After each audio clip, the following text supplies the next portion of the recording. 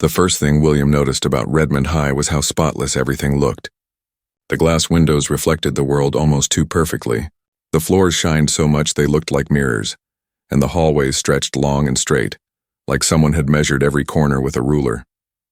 It felt too neat, too polished, too cold for a place full of teenagers. Back at his old school in Birmingham, things were different. The walls had messy murals painted by students. Music floated out of classrooms. Someone could be beatboxing in the stairwell while others laughed on the steps. The place had noise and life. Redmond High, though, felt like a museum where nobody wanted to touch anything. His mom had called this move a fresh start. His dad had said it was necessary. William wasn't sure yet. All he knew was that the second he walked through those front doors, people were watching. Not staring, just quick side glances, quiet whispers, eyes scanning him from head to toe before turning away. It was enough to let him know one thing. To them, he was the outsider. At 16, William wasn't small.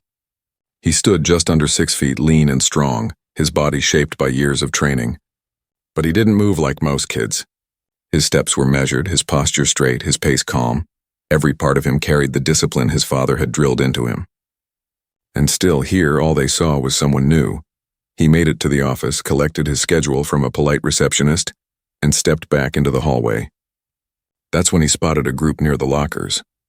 At the center was a tall guy with blonde hair, leaning back like he owned the place. 2 others stood beside him, laughing at something he'd just said.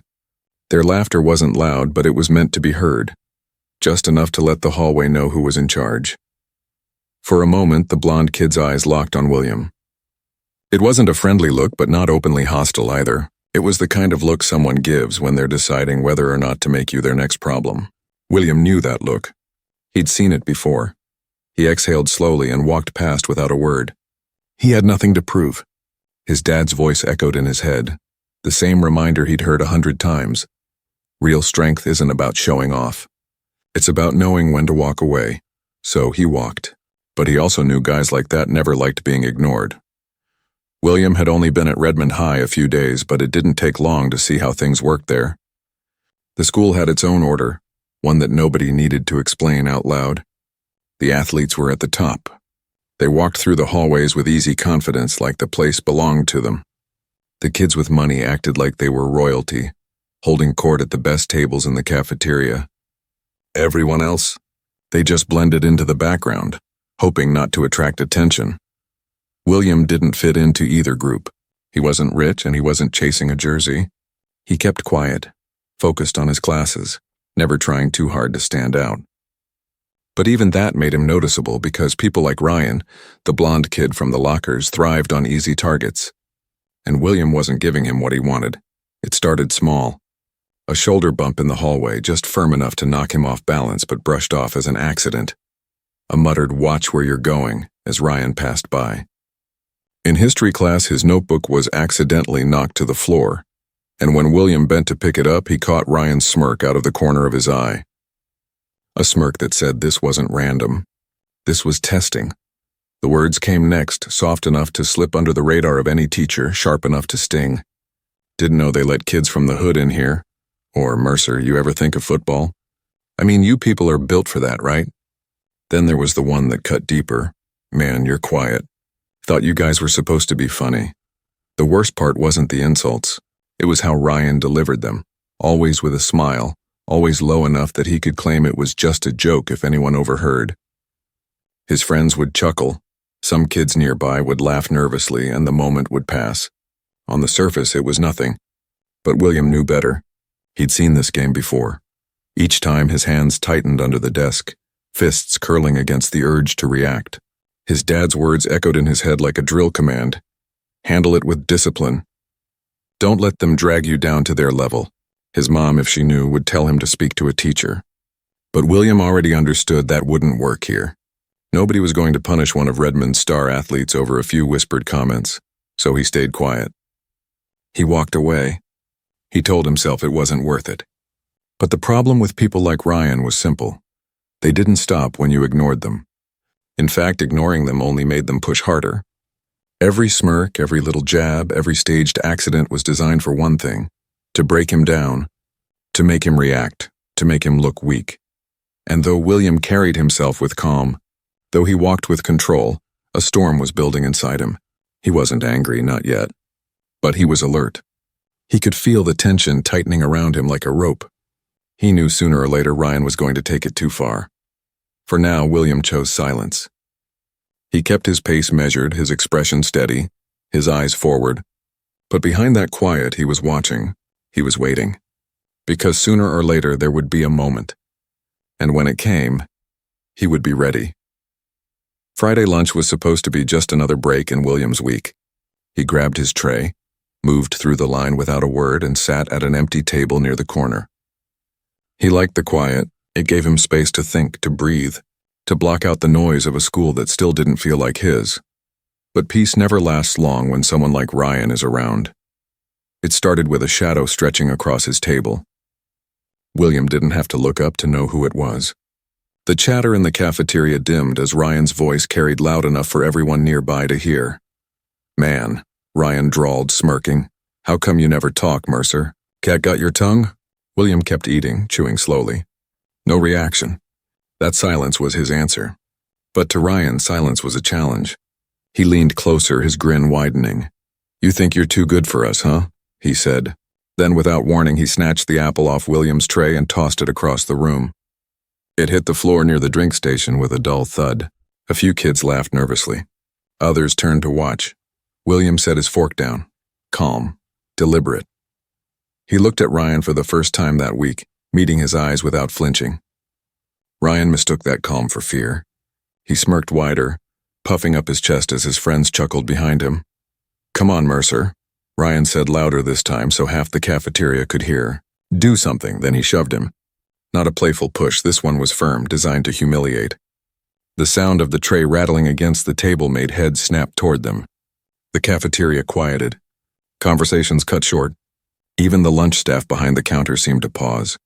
It was as if the whole room had frozen in place, waiting. William's chair scraped against the floor as he stood up. No rush, no panic. His movements were smooth, controlled, like someone warming up before a routine. His posture didn't change. His face didn't twist with anger. He just rose to his full height and looked at Ryan.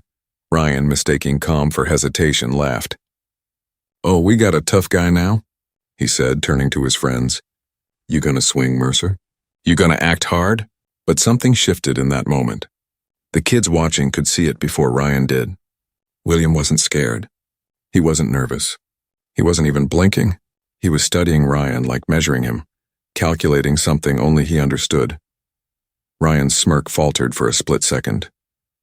A tiny hesitation, barely noticeable except to William. That was all he needed to know. Ryan pushed him again, harder this time, determined to get the reaction he wanted. And that was the moment the calm broke. Ryan's shove echoed across the silent cafeteria, but before the laughter could start, William finally moved. It happened so quickly most people barely understood what they had just seen. One moment Ryan's hand was pressing into his shoulder. The next, William's body shifted with a smooth precision that didn't look rushed or angry. His left hand snapped up, gripping Ryan's wrist, not roughly but firmly, like steel wrapped in calm. His right hand locked onto Ryan's elbow, guiding it with a sharp, clean movement. And then it happened. Using nothing but Ryan's own momentum, William pivoted slightly, just enough for gravity to finish the work. Ryan's balance vanished. His feet left the floor for a second, and before he even realized what had happened, he was lying flat on the cafeteria tiles. The sound of his back hitting the ground wasn't loud, but in that silence it might as well have been thunder. Gasps rippled through the room. Trays clattered as kids stood up, craning their necks to see. For a heartbeat, no one spoke. Even Ryan's friends froze in place, their confident smirks gone. Ryan's eyes darted around in confusion, his chest heaving as he tried to sit up. He looked less like the king of the cafeteria now, and more like a kid who had lost a game he didn't know the rules of. William didn't follow up with another move. He didn't raise his fists or shout. Instead, he crouched down just enough so Ryan could hear him, his voice calm, steady, and low. "Don't touch me again. No threats. No insults. Just a statement, plain and final." Then, as if nothing had happened, William stood, brushed off his hands, and picked up his tray. He walked away slowly, his back straight, his steps measured, leaving Ryan sprawled on the floor. The silence broke with a whisper from the back, someone muttering, "Holy." And suddenly the room came alive. Students whispered frantically to each other, phones already out to replay the moment. Some were wide-eyed with respect, others with disbelief. But every single person knew what they had just witnessed wasn't a fight. It was something different. Because William hadn't thrown a punch. He hadn't shouted or acted wild. He had shown control. So much control that it was scarier than any fight could have been, and Ryan knew it too. His jaw clenched as he pushed himself up, fists tight at his sides. His face was red, not from pain but from humiliation. He had been dropped in front of the whole school with one effortless move, and worse than that, William hadn't even broken a sweat. As William walked out of the cafeteria, the students' eyes followed him. Some looked impressed, some looked uneasy, a few even looked inspired. But they all felt the same thing.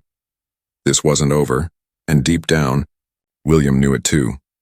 By the last bell on Friday, the cafeteria story had already traveled through every hallway in Redmond High.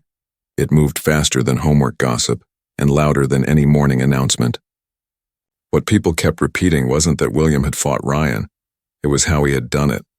He didn't even throw a punch, someone whispered at the lockers. He just flipped him like it was nothing. I swear it looked like a movie. He didn't even look mad. Every detail grew bigger as the story passed from person to person. By the time the buses pulled up outside, kids were saying Ryan had flown halfway across the room. A few swore William hadn't even touched him, that Ryan had just collapsed under the weight of his own arrogance. Each version made William sound less like a student and more like a mystery, but William didn't care about the rumors. He walked to his bus with his usual calm, ignoring the wide eyes and nervous nods that followed him. To him, it was already over.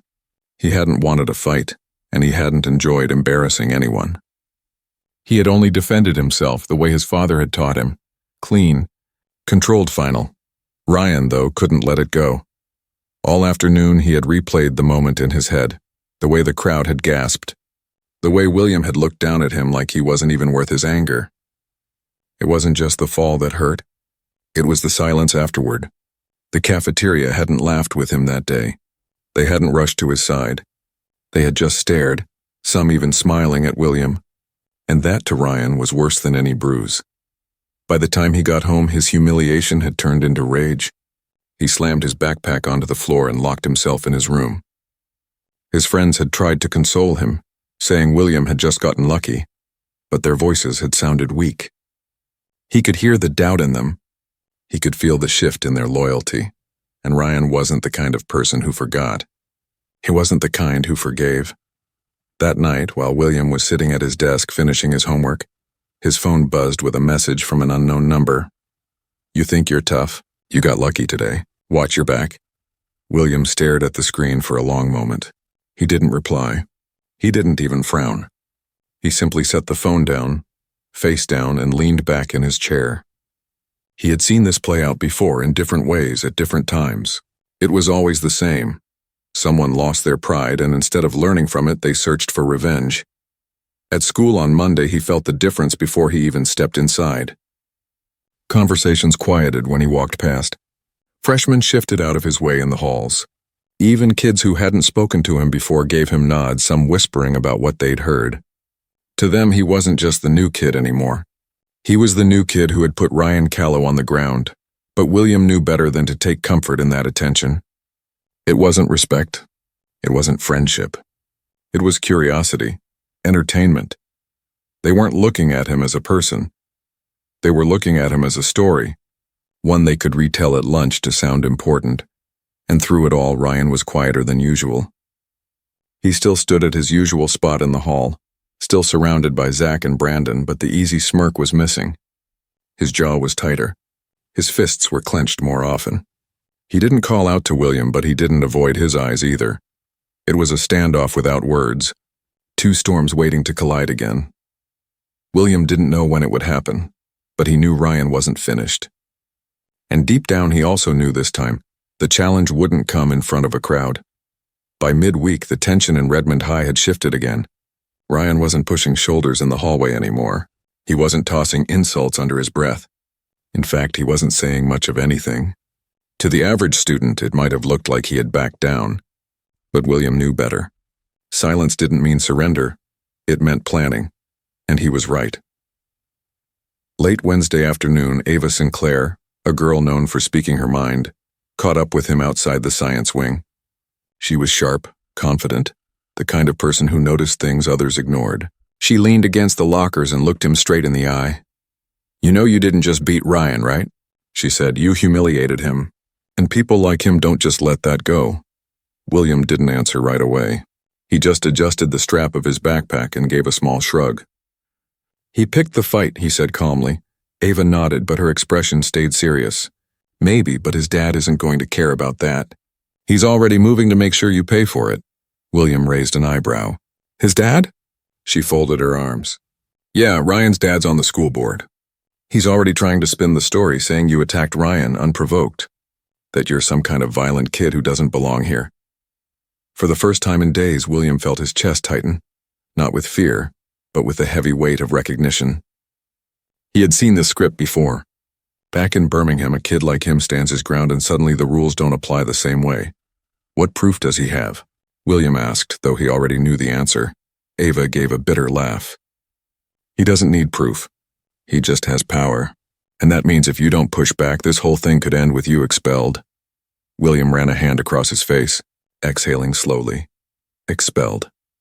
That was his dad's worst nightmare, his mom's deepest fear. A fresh start ruined before it even began. He imagined their faces at dinner. His mom's worried eyes, his dad's silent disappointment. "So what do I do?" he asked quietly. Ava didn't hesitate. "Fight back. Not with your fists, this time with the truth. Get the video. Get the messages. Find people who saw what really happened. Don't let Ryan's dad control the story." That night, William sat at his desk staring at his phone. He scrolled back through the cafeteria video that someone had sent him, frame by frame. It wasn't just a clip of Ryan hitting the floor. It showed the whole buildup. Ryan taking the apple, Ryan shoving him twice, William holding his ground until he finally acted. The truth was right there if people were willing to look. He also had the text message. "Watch your back." Simple, but enough to prove intent. He screenshotted it, saving it carefully. The next day, he quietly spoke to a few students who had been there. Some hesitated, nervous about going against Ryan. But others, kids who were tired of the way Ryan ruled the school, nodded in agreement. They would back him up if the principal asked. They had seen everything. By Friday morning, William wasn't walking alone. Ava was at his side, along with two students he had barely known before all this. Together, they marched straight into the principal's office. Ryan's dad was already there, his voice sharp, his tone full of authority as he painted William as the aggressor. He spoke about safety, about school values, about how Redmond High couldn't tolerate violence. But when the video played, the room shifted.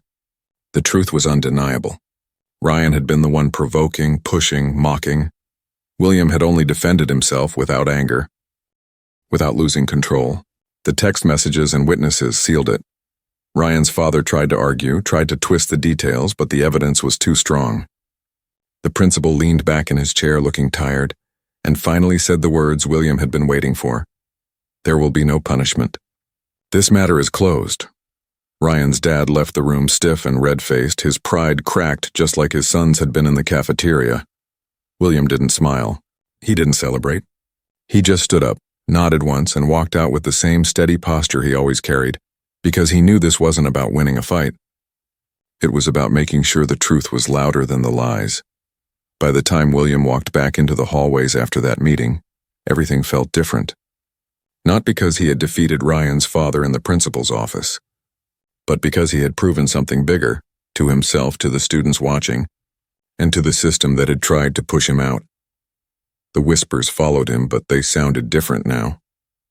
Before they had been curious, cautious, even mocking. Now they carried a new weight. Some kids nodded as he passed. A few clapped him on the back like they suddenly wanted to be his friend. Others kept their distance, whispering about how calm he had been, how fearless. But William didn't see it as victory. He didn't see himself as a hero. He just wanted to live, to walk through school without being tested, without being cornered into proving who he was over and over again. Yet he knew the truth. Sometimes people only learn when consequences force them to. When Ryan finally returned to school, he wasn't the same. The loud laugh was gone. The casual confidence had cracked. He still walked with Zach and Brandon, but their laughter was quieter, their circle smaller. When his eyes met William's across the hallway, he didn't smirk. He looked down, not out of fear but out of recognition. He understood now, and that was enough. At lunch, William sat in his usual spot. A few kids tried to join him, eager to be close to the story everyone was still telling, but he stayed the same, quiet, steady, not seeking attention. Ava passed by and gave him a small nod, one of respect, not pity.